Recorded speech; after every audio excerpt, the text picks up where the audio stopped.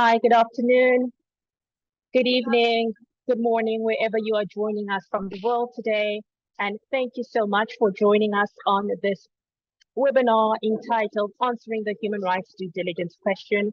And this is a joint webinar co-convened by the Hub for Child Labor Prevention and Remediation, supported by the Save the Children, as well as the Fair Cobalt Alliance, which is a multi-stakeholder initiative that is founded and who has a permanent secretariat by the Impact Facility. So welcome everyone. And before we dive into this, I'll just like to do some housekeeping rules. Next slide, please.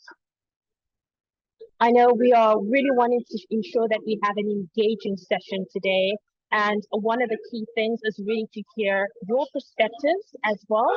So maybe just to give an overview of the agenda, as a point of an overview of the agenda, we are going to be having a really quick snapshot of the current status quo presented by our distinguished panelists, then followed by spotlighting some of the work being done in practice by a company looking at human rights due diligence in a really specific way. Then we're going to focus in on the work that the Hub is doing, and we're going to be having two colleagues present. Finally, really what is interesting is to hear what your perspectives are, exchange ideas, and have a Q&A session. So just in terms of how that will work, there is a button at the bottom right-hand side of your screen. You would see a button that says discussions. And please feel free to type your questions, whether in French or in English. And this session is also have translation services for French as well. So please use the button that gives you the opportunity to do translation. So that's again going to be in the bottom right-hand corner. You can just click that. And also just in terms of housekeeping, this session is being recorded simply because we want to give the opportunity to those that have not been able to join to listen in on the insights that will be shared. But please be mindful that we will not share the Q&A session. We'll pause the recording there to allow a robust and open and frank discussion. So if you, again, reminder that you can please put in your questions as we go along, and there is interpretations. And again, there is the button on your right-hand side, the last button to change to French interpretation. Seulement pour vous aviser qu'on a l'interprétation pendant ces séances. S'il vous plaît, vous pouvez voir, il y a un bouton à la droite de votre écran on a écrit participation. Vous pouvez choisir votre langue de préférence entre les français. On va traduire ces séances ici. Alors, without any further ado and given time, I would really like to invite Mr. Pulume to really give us a real snapshot of what is the context like, particularly as it relates to human rights due diligence, the context of artisanal mining in the DRC Kolwezi region. So with that, I would like to invite Mr. Pulume to please give us a bit of a sense of what's really going on and the statistics you know are true. Over to you. Wow. Merci, bonjour à tout le monde. Je réponds au nom de Boniface Lofome Malessou, chef de division des affaires sociales, province du Lualaba. Je suis marié, père de 10 enfants, dont 6 filles et 4 garçons. Dans la province, je représente le ministère national des Affaires sociales pour coordonner les activités du ministère avec les structures et tous nos partenaires sociaux dans la province.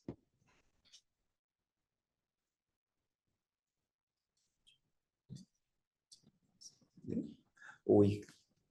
Dans la province, la DIVAS a beaucoup d'activités qui se focalisent dans 2 aspects. L'aspect de l'assistance sociale et l'aspect de la promotion sociale. Parlant de l'assistance sociale, c'est l'assistance envers les vulnérables dans les orphelinats, hospices de VA et toutes les structures à caractère social. Parlant de la promotion sociale, c'est dans la formation et l'encadrement, c'est-à-dire dans l'éducation non formelle. des centres d'apprentissage, de l'alphabétisation et des CRS, c'est-à-dire centres de l'adaptation scolaire au niveau primaire et secondaire. Telle est la politique des affaires sociales qui se base sur l'accompagnement. Dans la province, la DIVAS a les partenaires clés avec lesquels il œuvre. Nous avons nos partenaires tels que l'UNICEF, l'OIT, nous avons aussi Pacte Congo, nous avons aussi Save the Children, et sans oublier aussi notre partenaire privilégié qui vient d'arriver actuel, c'est Hub, que nous sommes en train d'avancer avec dans le nouveau programme, avec sa thématique qui est impressionnant, qui a attiré la DIVAS à être avec notre nouveau partenaire ici au Lualaba.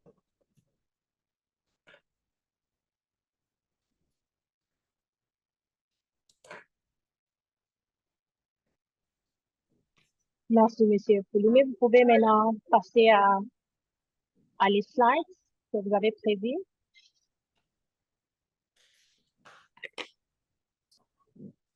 Nombre d'enfants.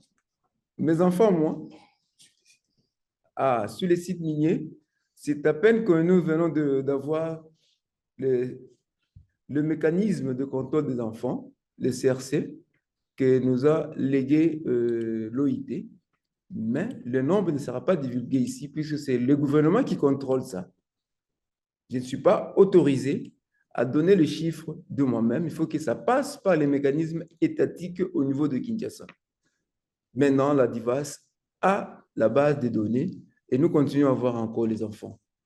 Là, c'est pour mettre à tort ou à raison les chiffres qui étaient spéculés bien avant.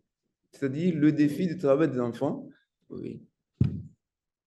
Les enfants sont bel et bien dans les mines et dans les cités minières ou des carrières. C'est réel. Et il faudra maintenant savoir comment les faire sortir, comment les encadrer, comment les réinsérer, d'où votre présence très, très remarquable et très remarquée dans cette thématique est attendue.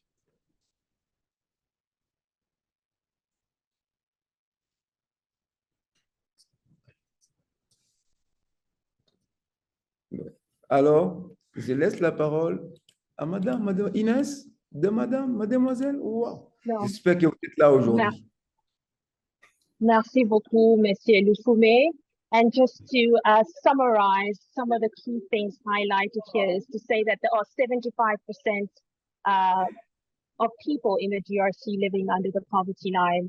And Mr. Fouloumé was also articulating and highlighting kind of the challenge, particularly when it comes to child labor and the impact that it has on the copper cobalt supply chain. And just to kind of give us a flavor that the challenge is a norm, but yet I'm curious now to really understand with that context in mind, what are some of the things that can be done? And I will look to Serena as part of the sustainability team at a company called Domakat to really kind of highlight what does this mean for companies given this context. Mr. Fouloumé has highlighted the challenges, but as a company, what kind of actions or how do you think of human rights in the context of child labor? Happy for you to elaborate on that. Thank you. Hi, everybody. My name is Serena Alonso, and I work as the human rights specialist of the Dormakaba Group, a Swiss multinational company that is based in Switzerland and specialized in access solutions. If you may, please put the slides, advance the slides to match the...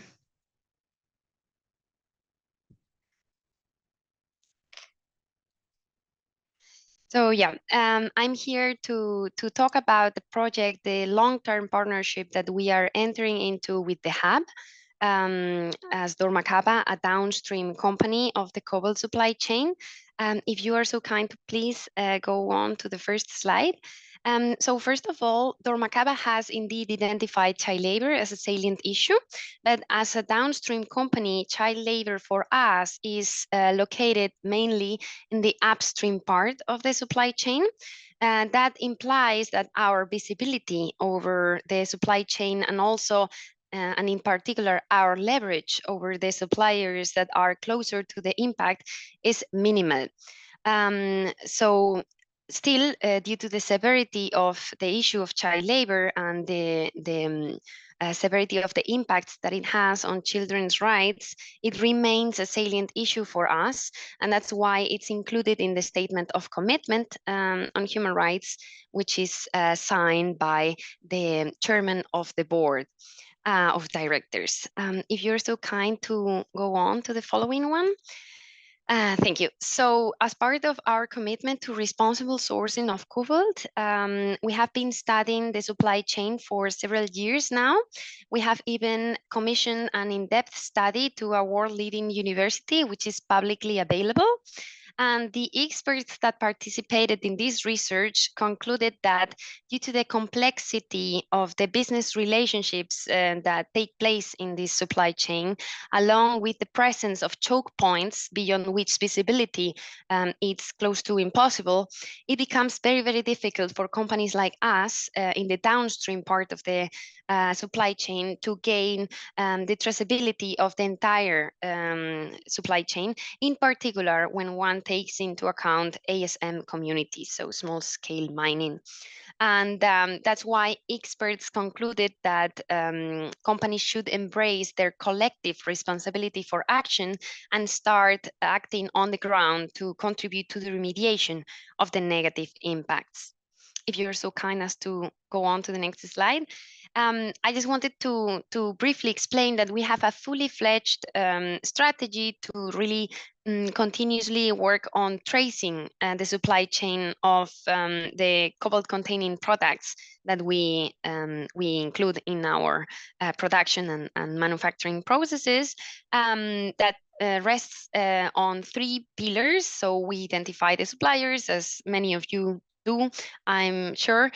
We request them to disclose information on their supply chain, and then we enter into one-to-one dialogues with those categorized as high risk. However, the problem is that this process of tracing and in a way cleansing the supply chain of risks is very slow, and the impacts for people on the ground, for people really experiencing the negative impacts are minimal. And that's why, along with the experts' recommendations, we concluded that we really needed to start contributing to on-the-ground remediation projects. If you may, please go on to the next step. And that's why we have decided to enter into this 10 years partnership project with the Hub to contribute to the remediation of around 100 children. And the reasons why we went for this initiative, we went for this project, are plenty, but I would like to highlight some of them. First of all, this is what I consider a new generation of remediation projects that is based on high impact tailored support for the children that are onboarded. So the plans are really taking into account the needs of each and every child and adapt with those needs that may well change over time. Secondly, it's the selection of children is based on their needs. So we are able to target those individuals that are the most vulnerable ones in the context of small scale mining communities. And another element that really caught our attention, and I would like to highlight here, is the community perspective that is embedded throughout the entire project. Because what the Hub aims to create is a network of support that rests upon local organizations that will eventually create this network that will be self-standing, so not dependent on external help, to really support the children that are working in the mine to exit that situation of child labor, but also prevent future children from falling into the same trap of mining labor. And last but not least, another very relevant element for us when making the decision was the fact that children receive continuous support until they turn 16 years of age at least, and this ensures in a way that is less probable that the children goes back to the mine. The project also includes compensation for the loss of income, which has been highlighted as one of the most important elements in remediation projects that succeed at taking the children out of the mine for good, instead of just a one-time support that then leaves the children unattended again. If you can go on to the next slide, please. And I would like to finalize the presentation by highlighting some of the opportunities that are there for business that contribute to this project.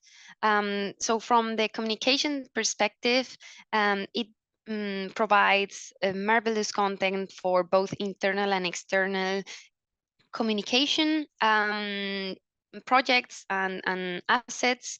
It also gives content to the sustainability report, to rating disclosures, to legal disclosures, and so on and so forth. And we are also planning to use this content as part of the employee engagement campaigns, because child labor is a topic that can rally around it most people, because it resonates to everybody, I would assume.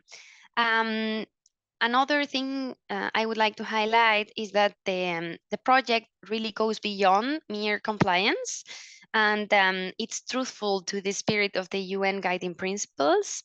And of course, it meets the requirements from ever-growing regulations on business and human rights, such as the LKSG, the CSDDD, CSRD, and so on and so forth.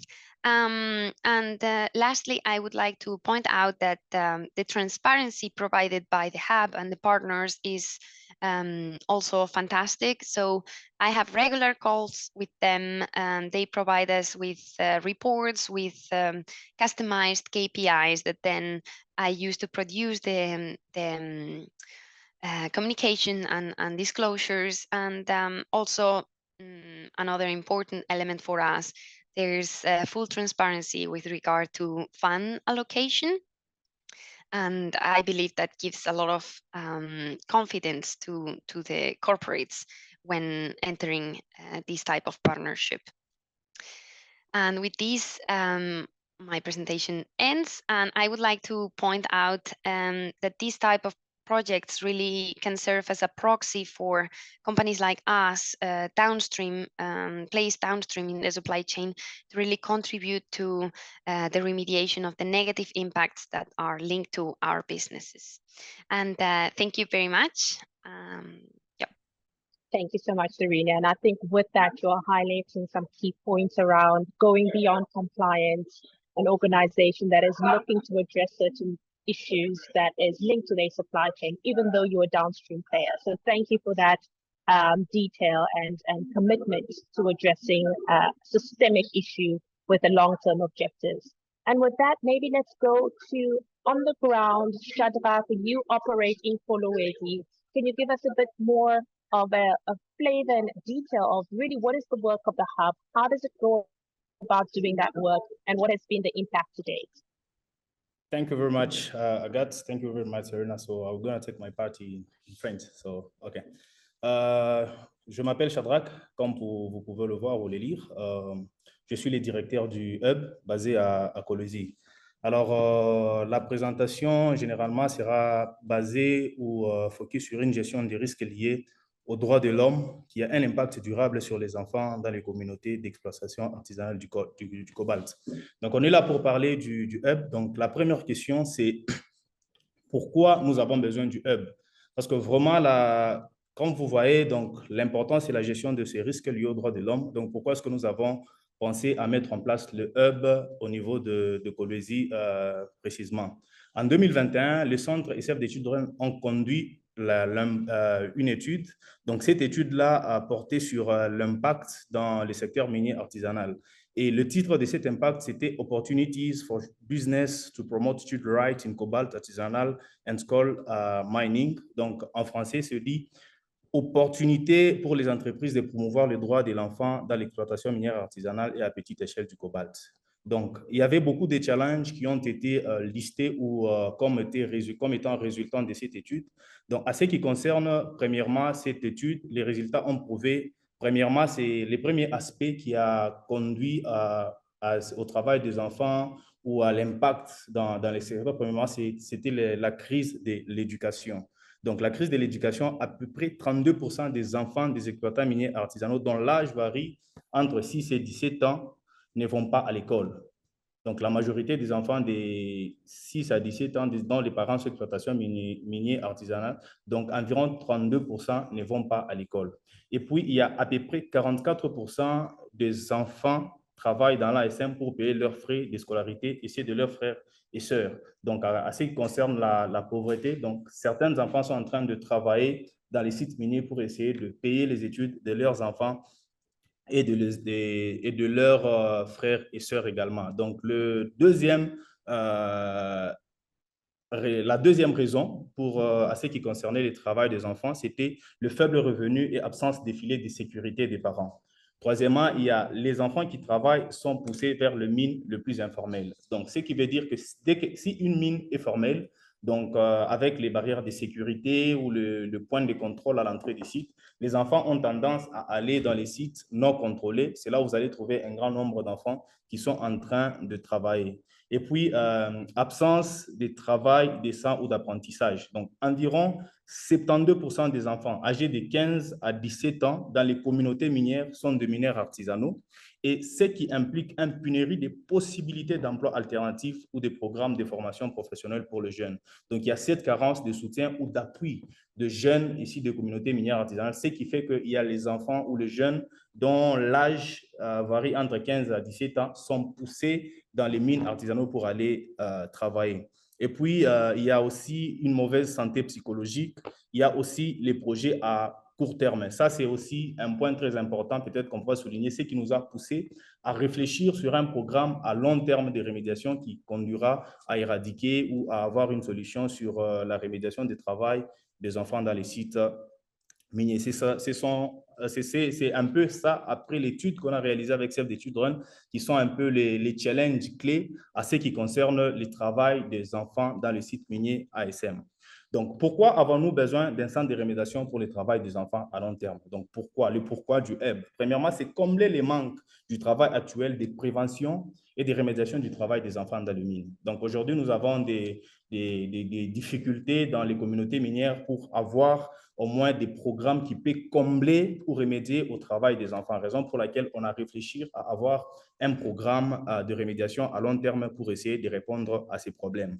Donc, premièrement, c'est rompre les cycles pour les enfants les plus vulnérables. Ils ont besoin de soutien aujourd'hui.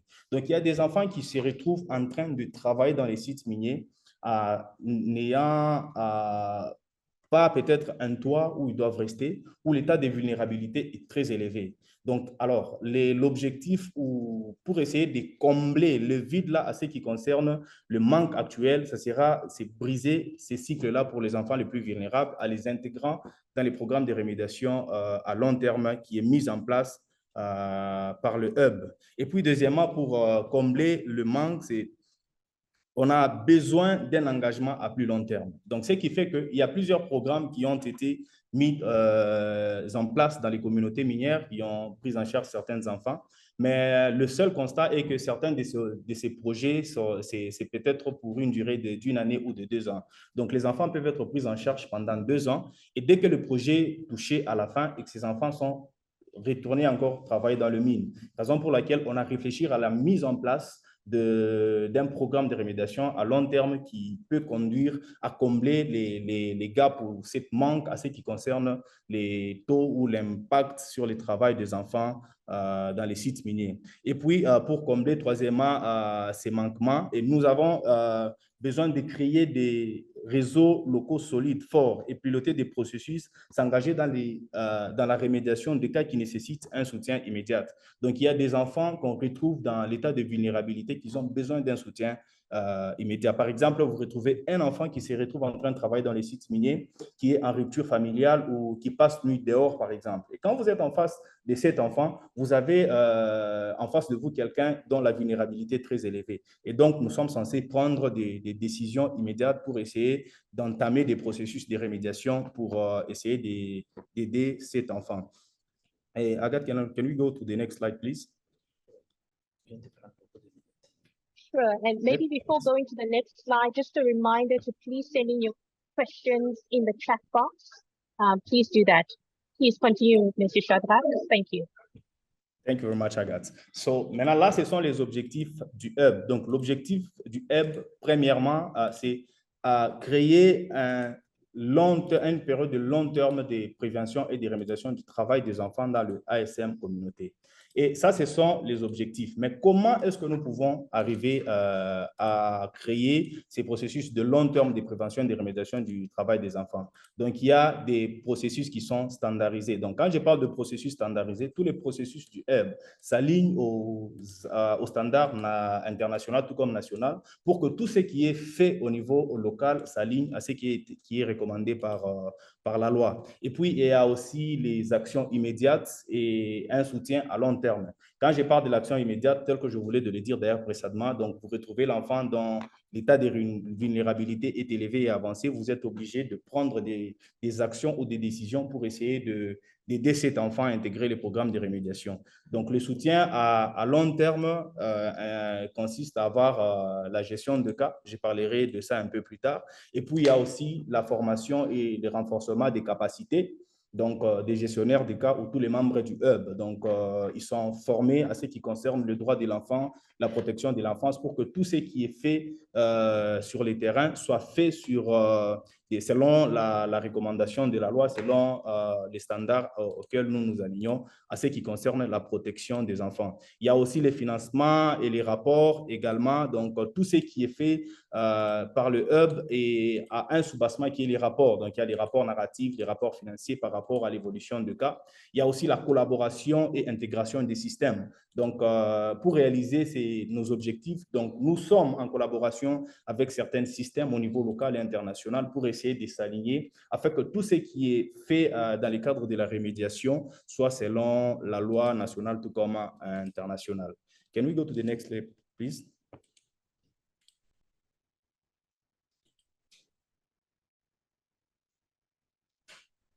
Agathe, can we go to the next step? OK. Là, je voulais parler un peu donc, le point sur lequel on est vraiment concentré actuellement. Donc, le hub se concentre actuellement sur les remédiations du travail des enfants et sur le développement de l'intégration des structures locales. Donc, comme vous le savez, le hub est une ASBL de droit congolaise qui travaille en collaboration avec les organisations locales qui travaillent dans la même thématique. Donc, alors, sur ce qui concerne tout ce qu'on a parlé des objectifs du hub, dans l'année 2024-2025, nous ajouterons également l'éducation et le développement de la jeunesse de l'année 2024-2025. Quand je parle de la développement de la jeunesse, donc pour essayer d'aider le jeune à avoir le travail décent et leur former à leur bas âge pour éviter à se retrouver en train de travailler dans des zones plus dangereuses. Donc, par là de ça, il y a la remédiation à long terme au travail des enfants. Je parlais de ça. Il y a renforcer et intégrer les initiatives existantes, les systèmes gouvernementaux de protection de l'enfance. Donc, à ce qui concerne ce qui est fait actuellement par l'État, par les organisations au niveau local, tout comme international. Donc, on cherche à s'intégrer ou avoir un lieu de communication pour que tout ce qui est en train de faire ou l'effort qui est fourni dans les communautés à ce qui concerne le travail des enfants ou la remédiation soit fait selon les normes. Il y a aussi le renforcement de l'accès à la scolarisation grâce à l'amélioration de la qualité des enseignements au centre périscolaire, au programme de des repas scolaires, etc. Donc, on a songé aussi à essayer de renforcer les programmes scolaires parce qu'il y a aussi certains déficits qu'on a identifiés dans les systèmes éducatifs dans des communautés minières. Donc, on a songé que c'est un aspect sur lequel on va aussi se focaliser pour essayer d'éradier ou de développer notre vision sur la réalisation du travail des enfants à long terme. Can we go to the next step, please, Agathe?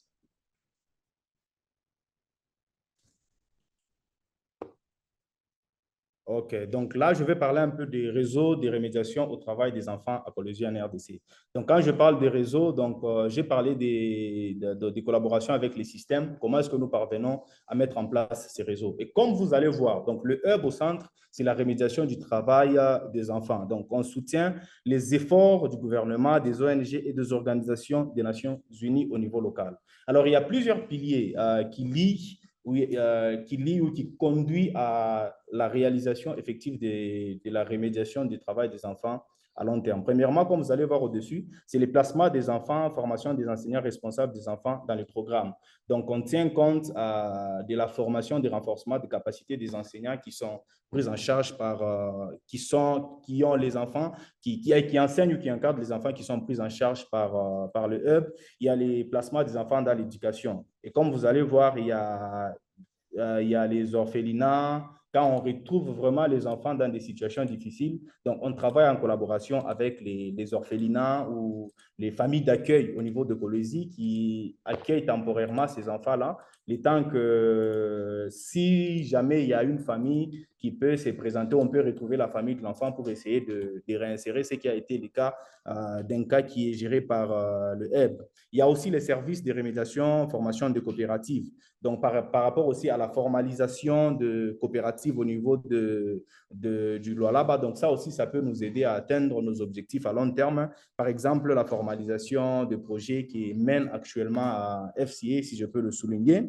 Il y a aussi les mutual support et Excharge. Donc, il y a d'autres projets de remédiation au niveau de Lualaba où il y a des organisations qui travaillent beaucoup plus dans la même thématique. Donc, on essaie de faire ce lien-là pour que les efforts qui sont mis ensemble nous conduisent à cette remédiation à long terme. Et puis, il y a aussi échange des informations qui est un aspect aussi très important. Donc, on travaille en collaboration avec le gouvernement ou la DIVAS, tel que le chef de division l'a souligné, où on partage de temps en temps les informations par rapport aux enfants qui sont pris en charge par le hub, où la DIVAS aussi, de leur part, nous signale ou nous alerte s'il y a les cas de travail des enfants ou l'état de vulnérabilité avancé, et on essaie de mettre cela en travaillant en collaboration. Il y a aussi les partages d'informations et s'aligner par rapport à ce que l'État nous demande de faire. Par exemple, avec le projet Coteco, à ILO, à ce qui concerne les partages de données liés au système SECRTE. Donc, on est en train de travailler. Donc, c'est les efforts mis ensemble nous conduira à la réalisation de ce programme à long terme. Can we move quickly to the next step? So, to give the time to the next speaker. Agathe, please. J'ai parlé du hub étant une organisation, une ASBL locale, donc à ce qui concerne les gestionnaires des cas ou ceux qui nous accompagnent dans la gestion de cas que nous avons au niveau du hub. Premièrement, c'est les organisations qui travaillent avec le hub. Quand on parle des organisations locales, donc il y a Alternative for Action, AFA, il y a Action pour le développement régional intégré, qui est ADERI, il y a Association de femmes pour le développement communautaire, AFEDECO, Humanitarian Emergency Rescue Action for People in Need, ERAPIN, Institut congolais des droits humains, ICDH, et National Peace League for Human Rights, l'INAPEDO. Donc, ce sont ça les 7 organisations locales qui nous accompagnent dans la gestion du hub. À ce qui concerne la gestion de cas dans l'année 2024, donc nous avons 13 actifs gestionnaires des cas, donc 25 gestionnaires des cas juniors. Donc, quand je parle des gestionnaires des cas actifs, ce sont les gestionnaires des cas qui ont les enfants, qui gèrent les cas. Donc, quand on parle de cas, au niveau du hub, on parle des enfants. Donc, quand on parle d'un cas, on parle d'un enfant. Donc, on a 13 gestionnaires de cas actifs qui gèrent les enfants que nous avons en ce moment dans le programme. Et durant l'année 2024, nous avons formé 25 gestionnaires de cas juniors. Can we go to the next step, please? Alors ça, là, c'est un peu notre phase pilote, donc en 2023. En 2023, au total, on avait eu 20 enfants et puis 6 gestionnaires de cas qui sont venus des organisations membres du HEB, bien sûr, et 13 gestionnaires de cas juniors. Donc, comme je vous l'ai dit, donc, chaque enfant bénéficie d'un programme d'un gestionnaire de cas qui est dédié et soutiendra son éducation et son développement jusqu'à l'âge de 16 ans. Ce qui veut dire, si on attribue un cas à un gestionnaire de cas, donc le gestionnaire de cas est censé faire le suivi de cet enfant jusqu'à ce que cet enfant aura 16 ans. Donc, la durée de la gestion des cas dépend de la durée du période de remédiation de cet enfant. Can we go to the next slide? OK. Désolée, Shadrach, 2024. je ne voulais pas vous déranger, mais avec les temps, s'il vous plaît, on peut avancer. Si vous pouvez Ouais, commencer à wrap up et donner la parole aussi à M. Shadrach. exact. Merci. D'accord, exactement. Ça, c'est un peu ça 2024. Donc, les objectifs, c'est d'avoir 50 enfants du fil à fin d'année et puis 10 autres organisations qui vont nous soutenir et 5 gestionnaires des cas accrédités. Maintenant, je passe la parole à M. Richard, qui est un membre actif du HEB, qui parlera un peu du rôle des AFA et pour ainsi conclure de cette partie. Merci.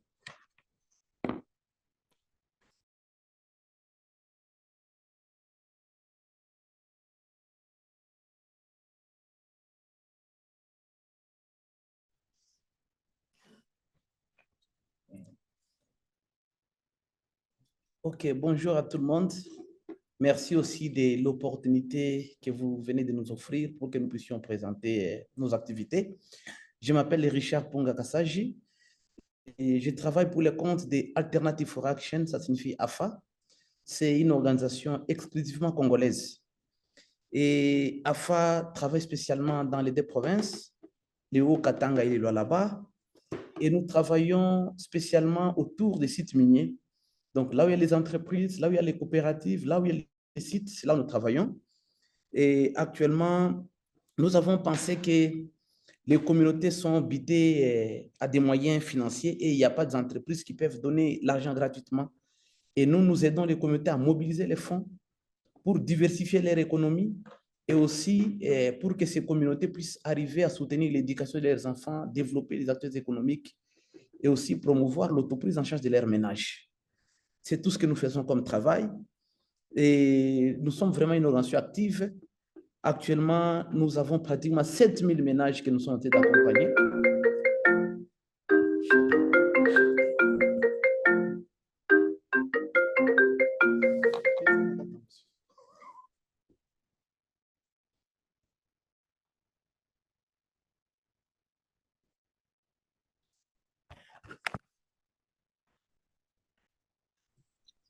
Alors, thank you so much, Richard. OK. Actuellement, nous accompagnons plus de 7000 ménages et avec notre approche de renforcement économique qu'on appelle le Saving Group. Et nous avons trouvé que c'était une approche transversale qui donne solution aux problèmes de la santé, aux problèmes de l'éducation, développement des activités génératrices de revenus, le développement de tout ce qui est microfinance. Et nous avons trouvé que cette approche était une approche très transversale qui réduit sensiblement la pauvreté au niveau des ménages, des communautés.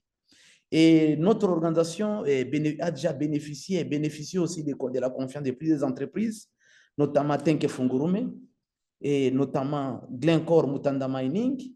Il y a aussi Metalcol qui a soutenu nos activités, mais actuellement, avec FCA et AILO, ils soutiennent correctement nos activités et ça contribue à la réduction de la pauvreté et ça renforce aussi les activités de remédiation au niveau des sites miniers. Et je voulais aussi souligner ici que nous faisons partie de HEB et nous prenons la partie programmatique ou la partie stratégique pour essayer de renforcer ces portefeuilles en faisant le suivi et la coordination des activités de remédiation des travaux des enfants.